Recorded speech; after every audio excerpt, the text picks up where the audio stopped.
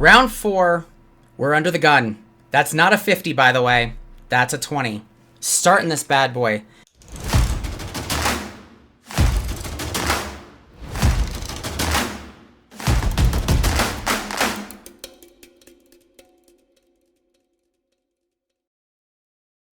This is the catch-up round, because as many of us do when we're just starting off in game, we have other things to do. Other jobs, not that we're being rude. So, let's do a catch-up round. Really quick. Steve, Gem Blenders, round 4. This is the what did we miss from the last couple. First time we talked overview, second time we talked gameplay, last time we talked kind of philosophy of chase. I want to pick up a couple places where we left off. First thing though, let's start with lore. What is the general lore of Gemlandia and Gem Blenders? I glaze over that. Yeah, of course. You can. We do have a lore page on our website. So if you want to read it, it's there too. But I'll explain it as well. There's Gemlandia. It's divided into 10 different states. Takes place 100 years after the Great Gem Blender War. Editing Joe, I'm going to date myself here, because as soon as he said, like when we did the interview, as soon as he said 100 years after like the gem blending war, this game popped into my head. Who remembers Gemfire? This absolute mess of mechanics. So you had Gemfire, Super Nintendo, Sega, very old, very nostalgic, right? Stop. Anyway. So you had that, and you had this big territory that you picked an army, and you had to figure out, like, where am I going to go? How am I going to take over everything else? And you had to deal with plague. You had to deal with your troops starving. You had to deal with the city going in an uprising. You had to deal with flooding. You had to deal with whole freezing areas, and, like, you would just wipe out half your troops. And then in the middle of all that, you had, like, this weird tactical thing also where you had different types of troops like archers and lancers and whatnot, and they would go around this like tactical board, and then they would fight each other based on like however many troops there were. I'll see if I can find one of those examples. Here we go. Oh, I'll find here. Oh, I had it. Come here. There we go. So in this case, you had horsemen, and then every army had like their big bad thing. So in this case, whoever the heck that was had a dragon. Somebody else like other lords. He's like your level 5 gem blend, for example, of like he just raffle stomps everyone Dynasty Warrior style. But yeah, oh man, I spent so long just trying to figure out how the heck to play this game. And then we did, and there's literally no connection between the games other than the word gem is in it. But I had to bring it up. Gemfire. That's it. I'm old.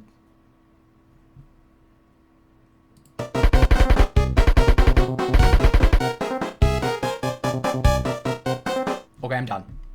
So there is a little back history that we have yet to release and they're still working on it. Okay. But you have the 10 different regions, and 9 of the different regions, each one is dedicated to a certain gem type.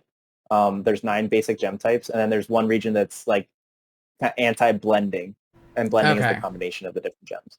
So yeah, that's like the base lore there. In terms of like the people, the citizens of Gemlandia, there's the heroes, or the people. They're the people who combine the different gems, and there's people that are called gem blenders.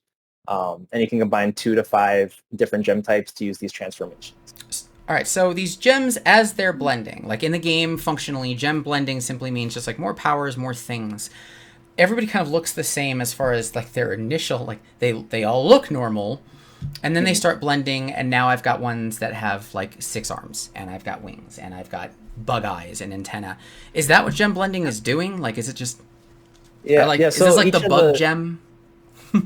Each of the gems is a different element, kind of. So you have the elemental gems. You have aqua, pyro, and terra. That's like water, fire, earth. All the Captain Planet things. Yeah, exactly. And then you have cryogem, electrogem, ice, and electric. Then you get into the different types of gems. There's the transcendental gems, which kind of are the affiliation. They never blend with each other. That's light and dark. So you have Lucio gem and Nocturna gem. So those are like, there's 2 of those, and there's like the 2 halves of the whole. So there's like Angel is okay, I'll go into it. Like, Angel is a Lucio gem plus an Arrow gem. It combines let me talk about the. Okay, so you've got all right. So let's just respect the timer. Yeah. We've got gems that blend together. There's a whole lore page. Check it out. So they become cool things. Exactly. And then by their powers combined, they become Captain Planet. Off we go. If you expected me to use the cartoon show, welcome to Decks and Drafts. Please like and subscribe. I'm glad you visited. So is this like the main technology of the world? Is this like the fuel? Like what drives this? Yeah, so gems are, for the most part, naturally occurring throughout Gemlandia. It's just like a part of the world. And then it's just kind of how their life has developed. Like blending was discovered like, I think 1,000 or whatever, how many years ago. And then just kind of as they like learn to combine different gems and discover new blends, it advances technology in different ways. But their technology is largely based on blending. Like their daily life is based on blending. So for example, like some lower level blends can be like occupations. Okay, I see. So this battle that we're having as we go through, is this like just kind of testing metal, or is there any actual conflict you're working through? So the battle is, I think the best way to think about it is, as we touched on earlier, like sport. Okay. Like you have your team and they battle against each other. Okay. That's better than what I had. There's not like a fake war, like, this is East side, West side. It's everything of Gem Blenders is very low key, like very chill. Like it's just sport. It's like all of the heroes have names that are like John or Steve or Joey. There we go. Yeah, Gloria, Selma, Carter. There was a story. I did a name a card, like screw up a card, and one of the cards, it was for Flesh and Blood, and one of the cards was Viscerai. Like that's the name of one of the heroes, and somebody it was Channel Fireball card. Like what would Channel Fireball do to like screw up a card? And there's Viscerai, who's a hero, and somebody did like nothing except named it Jeff. And I died. I spent more time laughing at that card than anything else anybody came up with. Just like big beefy demon Jeff. Like, okay. It was great. All right. So yeah. All right. So main technologies, you're blending gems. They're it's all for sport, all in good fun. So, all right. That's cool insight and lore. Switching topics. Like this is seriously a lightning round, everybody, as we tick down. Maybe we do 5 minutes at a time. One of the other things, LGS strategies and things like that. You and I kind of talked offline. Everything you're doing, if you want to grow into LGSs, it means absolutely nothing. If you cannot talk to an LGS, this is all in the game. It's just cards. So that's, one product line. I think if starter decks and whatnot, sell an LGS. Like, what are your strategies to kind of talk to LGS owners? What do you tell them? Company strategies, philosophies. I'm not going to do the 1 minute because my timer's used. Yeah. But how do you break in? What are the conversations you've had? Because you're in a few also. Mm-hmm. All right, go ahead. Yeah, I think like a lot of what we've touched on already about Gem Blenders being very grassroots. Like we do have an in-person community that we've been going to game shops already and kind of developing our player base and like community aspect of it. It goes a long way to like showing what we kind of envision for Gem Blenders and what would like to happen without our intervention or with like less intervention. Sure. So yeah, I think that's like kind of where we're at currently, and we're working to build that still, in terms of like getting into more local game stores across the country or the world. Like I think like I don't know, using that as the foundation for why we should be in their store. Okay, like so proof of concept. Editorial Joe, there are many versions of me. I'm going to take a minute of your time. If you're a TCG creator or somebody who wants to see if a game is kind of looking to grow in, we'll just go with a comfortable way, a less stressful way, go back and rewatch the last 90 seconds. Go take notes. There's this problem in the industry right now that popularity means success. That is not true. It isn't. We've seen a couple of games start to burn people at this point. It sucks. The thing you got to understand is that If you are only chasing value and hype, you become a slave to it. But if you're going to grow as a company, you need to grow at scale. And the only group that's going to buy at that kind of scale are LGSs and players. The collector group, the investor group, they're not going to get 80% of your print run. Stop thinking that. So the foundation of we want to show that there's a community out there that is excited to grow stores without us needing to intervene is good. So leveraging very heavily the grassroots, you're building things in a local way. If you caught kind of the tail end of the last one regarding kind of what number do you pick, 100 or 100,000, one thing you brought up was like you still want to grow in a way that you can kind of control your game. That means not exploding, not going nuts, not putting that pressure on yourselves.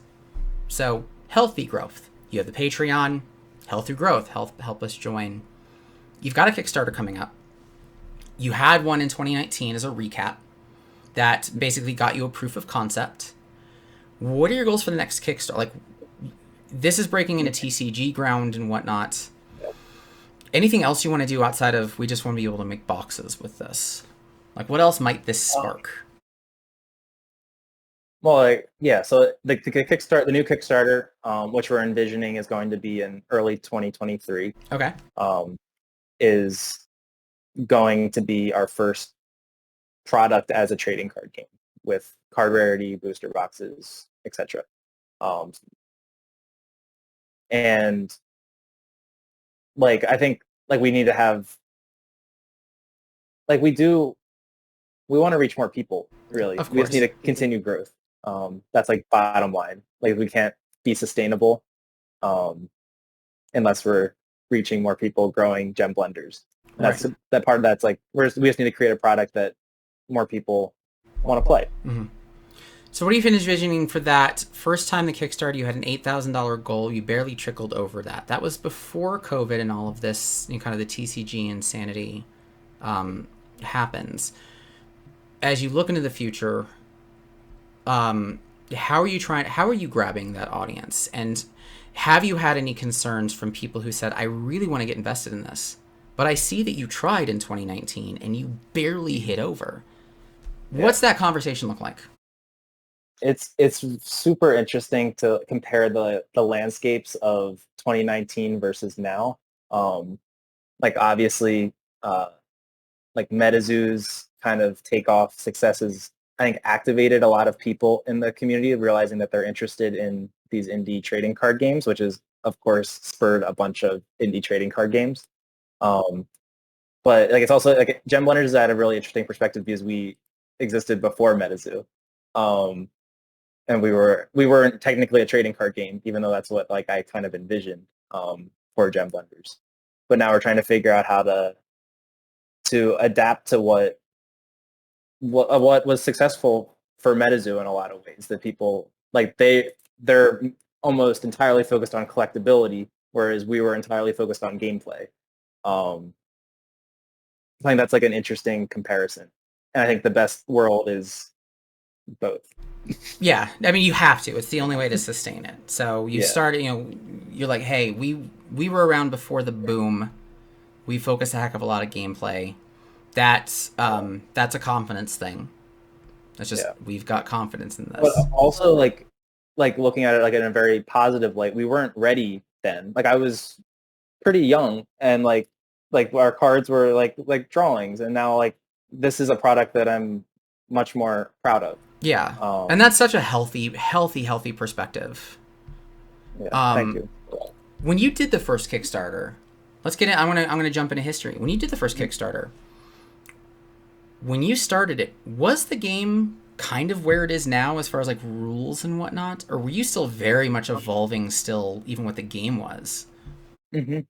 I think so. If I remember correctly, we like the rules were not set yet. I think we were game testing about 5 months after the Kickstarter completed. Oh wow, okay. So you were selling people on like the concept. Mm-hmm. Okay. Like we had a Discord server, and we did online play, definitely. Okay. But I'm not sure how serious. Like we didn't have weekly game tests at that time. It was just me and Sam playing. We did a majority of the game testing for the first set. Okay. So I assume you had like maybe core mechanics enough for a video. Yeah. But like Yeah, digging in. We had. I have updated the how to play video since then, with updated rules since the original video. Then never mind. Okay, so this time, this next Kickstarter, you have a game that has been tested a bit more. You've got it's a final fully functional product. You're adding more to it. You've been doing testing for a while, like with Discord community now. So that's like you're polished. Nobody's ever polished. Who's ever polished with a game? Yeah. But more polished. Yeah. Yeah. Much further on down the road. So let's take that. I'm gonna time check this bad boy as well. Take that one step further. You started develop. When did you start developing Gem Blenders? It was 2017.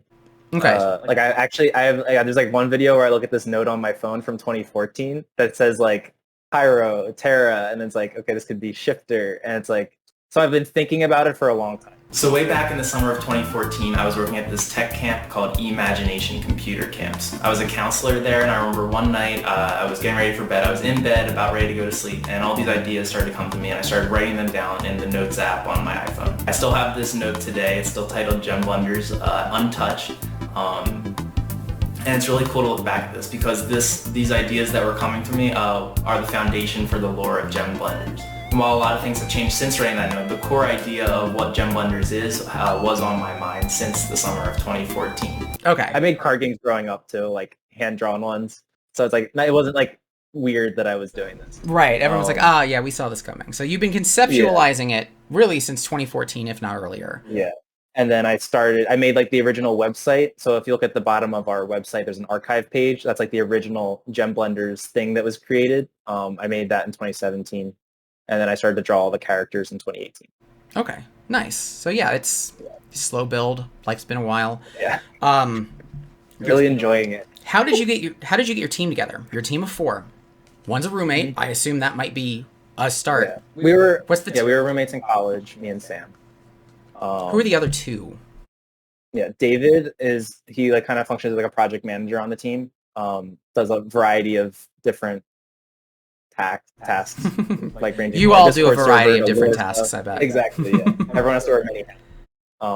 He's also a friend from school. Friends with me and Sam, and then Ben, who's our most recent addition. He joined about 1.5 years ago.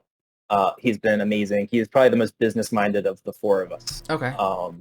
But he found us through an ad that we were running to like recruit players in New York, and he's like, "Do you have any positions?" And we're like, "Oh, kind of. I feel like we could use help." That's cool. Okay, so you were just like, "Hey, come try out this game." He was like, "Yeah." Did he like show up afterwards? Like, I really like this. I want a position, or he's like, "Hey, you guys hiring by chance?" Like before he came out. The hiring came first, and then I did all the deliveries. I hand delivered throughout New York, and then I was like playing with him at his like kitchen table. And I don't know, we like hit it off, and then started to come to our meetings, and then nice. All right. Now he's like a fully fledged member. Love it. All right, 5 and change. Penultimate question, second to last. You're developing, you're building. At what point was there like a moment, a milestone, a turnout? Was there something where you realized I can actually sell this one? You said you were making card games for a while. This one, what made this one the one to go forward with, and how did it happen? I might touch on a couple of different points. Okay, so the first one would be when I learned about Kickstarter and was like, okay, this is definitely the route I should take to like reaching more people. Like I need to figure out a way. It's like I'm a creator, right? I created this game. I'm in the process of creating this game. How do I reach more people? How do I raise some funds to make this game real? So you finally was like, I have an avenue now. I can actually do this. Yeah. Okay, that's one. Okay, I'm on that direction. Then like, of course, like receiving we got like a pallet of all the boxes, like delivered literally to my doorstep in Brooklyn. Was like, that was kind of like a big, like it was also really overwhelming because like in the middle of COVID and like, how am I going to get rid of or sell these boxes or get these out to the community? But that like, it gave me like direction. It was a little intimidating at that time, but now I feel like we kind of have, now that my team's bigger, we have kind of a good handle on a way to get rid of it. So you conceptualize in 2014, you start designing, you have enough of a concept, you see Kickstarter and how it works. Do you kind of just, I mean, given the timeline so far, you kind of jump in and just like, let's just go and put this out there, see what happens. The ask was just 8,000. That is nothing comparatively. Yeah. That goes, and I assume that completes and then you get boxes? What was that again? Like that completes, and then like part of that is like you ordered boxes, you get boxes. Did you actually put some money into this before the Kickstarter, and you finally had like you had boxes at your door, that Kickstarter's running? What happened first? Did you have boxes and then the Kickstarter, or the Kickstarter and then boxes? No, Kickstarter then boxes. Okay. We just had I had like demo decks that I printed out and would bring around places. Okay, so Kickstarter was really that thing of, I can do this. Like that was like, this is a business now. Like, we're going to be a small business. And then last one to touch on, just the receiving the Patreon cards, the holographic cards. It's like, this is the first like major step into creating like a trading card game, which is my original desire in creating this. It's like, these are cards that can be collectible. They like feel really nice to hold, and like something that like I felt holding holographic cards and just any cards when I was a kid. I got 3 minutes. I'm gonna get sappy for one of them though. Like, how did that feel? Like, I know you've been working, you've seen concepts, you see like 2D on the screen and whatnot. Like, that thing comes in the mail and you see that for the first time.